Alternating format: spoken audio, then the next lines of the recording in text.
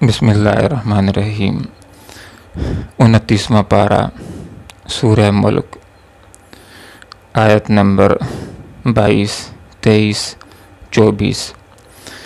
اعوذ باللہ من الشیطان الرجیم، بسم اللہ الرحمن الرحیم۔ افمن یمشی مکبا علی وجہہ اہدی امن یمشی سویا علی صراط مستقیم۔ قل هو الذی انشأکم وجعل لکم السمع والابصار والافئدہ قلیلا ما تشکرون۔ قل هو الذی ذرأکم فی الارض والیہ تحشرون۔ صدق اللہ العظیم۔ سبحانک لا علم لنا الا ما علمتنا انک انت العلیم الحکیم۔ افمن بلا وہ جو یمشی چل رہا ہو مکبن اوندا علی وجہہ ہی اپنے منہ کے بل اہدا زیادہ ہدایت یافتہ ہے، امن یا جو یمشی چل رہا ہو سویاً بالکل سیدھا علی صراط مستقیم سیدھے راستے پر۔ قل کہہ دیجئے هو الذی وہی ہے جس نے انشأکم پیدا کیا تم کو، وجعل اور اس نے بنائے لکم تمہارے لیے السمع کان، والابصار اور آنکھیں، والافئدہ اور دل، قلیلا ما مگر تھوڑا ہی تشکرون تم شکر ادا کرتے ہو۔ قل کہہ دیجئے ہوا وہی ہے الذی جس نے ذرأکم پھیلایا تم کو، فی الارض زمین میں، والیہ اور اسی کی طرف تحشرون تم جمع کیے جاؤ گے۔ اللہ رب العالمین نے انتہائی پیارے انداز کے اندر یہاں پر ہمیں مثال کے ذریعے سمجھایا کہ وہ آدمی جو مومن موحد ہوتا ہے اس کی مثال کس بندے کی طرح ہے، اور وہ آدمی جو مشرک کافر ہوتا ہے اس کی مثال کس آدمی کی طرح ہے۔ پھر اللہ رب العالمین نے دعوت فکر دی ہے کہ ذرا خود ہی نتیجہ نکال لو کہ ان میں سے بہتر کون ہے۔ تو فرمایا کہ وہ آدمی جو مومن ہے موحد ہے اس کی مثال اس بندے کی طرح ہے کہ جو صاف ستھرے سیدھے راستے کے اوپر جا رہا ہے، اس کی منزل بھی بالکل واضح ہے اور وہ پاؤں کے بل چل رہا ہے، بالکل سیدھا چل رہا ہے اور سامنے دیکھ رہا ہے۔ اور وہ آدمی جو باطل پر ہے، جو کفر پر ہے اور جو شرک کے اوپر ہے، اس کی مثال اس آدمی کی طرح ہے کہ جو ایک کھردرے راستے کے بل چل رہا ہے اور اپنے منہ کے بل چل رہا ہے، منہ کو گھسیٹ کر کے، یا مراد یہ ہے کہ اس نے اپنے سر کو جانوروں کی طرح نیچے کیا ہوا ہے اور سامنے بھی نہیں دیکھتا، دائیں بائیں بھی نہیں دیکھتا، اور اس کے اوپر اپنی منزل بھی واضح نہیں ہے۔ تو فرمایا ذرا غور و فکر کر لو کہ ان میں سے کون سا بہتر ہے اور کون آسانی کے ساتھ اپنی منزل مقصود کو پہنچ جائے گا۔ تو یقیناً وہ آدمی کہ جو بالکل صاف شاہراہ کے اوپر چل رہا ہے، قدموں کے ساتھ چل رہا ہے، سیدھا دیکھ کر کے چل رہا ہے اور اس کی منزل بھی واضح ہے، تو بندے مومن کی مثال اس طرح ہوتی ہے کہ یہ راہ راست کے اوپر چلتا ہے، بالآخر یہ دنیا کے اندر کامیاب ہوتا ہے اور آخرت کے اندر بھی اپنی منزل کو، جنت کو پہنچ جائے گا۔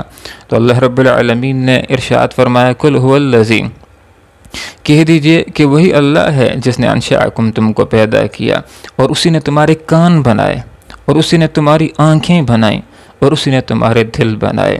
انشأکم کے اندر آنکھ، کان اور دل سب کچھ آ جاتے۔ جب اللہ تعالیٰ نے جسم کو بنا لیا تو جسم کے اندر موجود ہر چیز بھی اللہ رب العالمین نے بنا لی، لیکن الگ سے کانوں کا ذکر کر دیا، والابصار آنکھوں کا ذکر کر دیا، والافئدہ اور دل کا ذکر کر دیا۔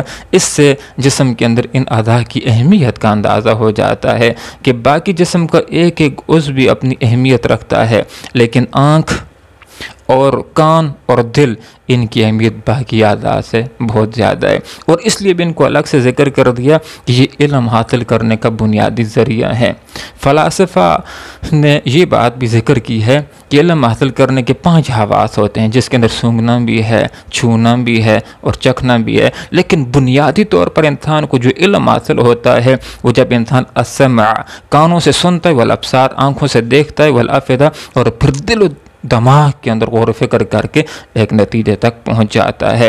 اللہ رب العالمین نے ارشاد فرمایا قلیلا ما تشکرون، تم کم ہی شکر ادا کرتے ہو۔ مفہوم یہ ہے کہ اگر ایک انسان ایسا ہے کہ اپنے کانوں اور دل و دماغ اور آنکھوں کے ذریعے دنیا کی ترقیاں تو سیکھ رہا ہے، دنیا کے اندر ترقیاں تو کر رہا ہے، لیکن ان کے ذریعے سے حقانیت تک نہیں پہنچتا، حق تک نہیں پہنچتا، اللہ کی توحید تک نہیں پہنچتا، تو حقیقت کے اندر وہ ان نعمتوں کی ناشکری کر رہا ہے۔ حقیقت کے اندر دل، دماغ، آنکھوں اور کانوں کا بہترین شکر یہ ہے کہ ان کے ذریعے سے انسان حقانیت کو پہچانے، حق کو پہچانے اور اللہ رب العالمین کے اوپر ایمان لے آئے۔ تو یہاں پر فرما دیا کہ اللہ نے تمہارے لیے آنکھوں کو بنایا، کانوں کو بنایا، والافئدہ دل کو بنایا، قلیلا ما تشکرون، تم کم ہی شکر ادا کرتے ہو۔ جو انسان یہ چاہتا ہے کہ کان، آنکھوں اور دل کا شکر ادا کرے تو کانوں کے ذریعے اس کو وہی سننا چاہیے کہ جس کے سننے کی اللہ رب العالمین نے اجازت دی ہے، اس کو گانے نہیں سننے چاہیے،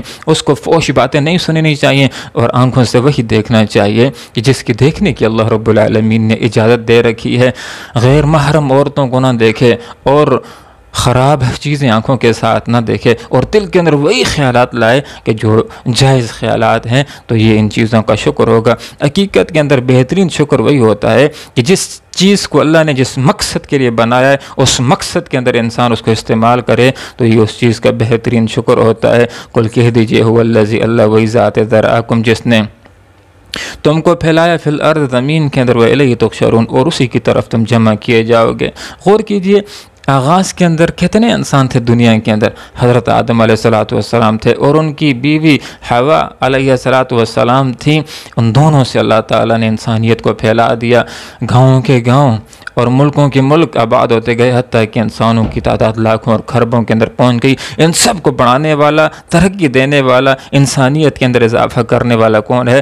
ذراکم، اللہ رب العالمین نے تمہیں زمین کے اندر پھیلا دیا ہے، اور پھر یہ بھی فرمایا وإلیہ تحشرون، اسی کی طرف جمع کیے جاؤ گے۔ جس اللہ نے تمہیں پیدا کیا ہے، زمین کے اندر تمہیں زیادہ کیا ہے اور تمہیں پھیلایا ہے، وہی اللہ ایک دن تمہیں موت کے ذریعے سے، قیامت کے ذریعے سے تمہیں میدان محشر کے اندر جمع کر لے گا۔ محترم سامعین، آج کے درس کے اندر جو ہم نے باتیں سیکھیں، اس میں سے پہلی بات یہ ہے کہ ہمیں مومن اور موحد بندے کی طرح صراط مستقیم کے اوپر چلنا چاہیے، اور صراط مستقیم یہی صراط مستقیم ہے جو قرآن و سنت کا راستہ ہے، یہی سیدھا راستہ ہے، اور جو اللہ رب العالمین کا راستہ ہے، اللہ کی عبادت کا راستہ، یہی صراط مستقیم ہے۔ اللہ تعالیٰ نے قرآن کے اندر ارشاد فرمایا وَاعْبُدُونِي هَذَا صِرَاطٌ مستقیم، کہ لوگوں میری عبادت کرو، یہی سیدھا راستہ ہے۔ ہمیں سیدھے راستے کے اوپر چلنا چاہیے، اور ہر نماز کے اندر ہم اس کے لیے دعا بھی کرتے ہیں اهدنا الصراط المستقیم، اے اللہ ہمیں سیدھے راستے کے اوپر چلا۔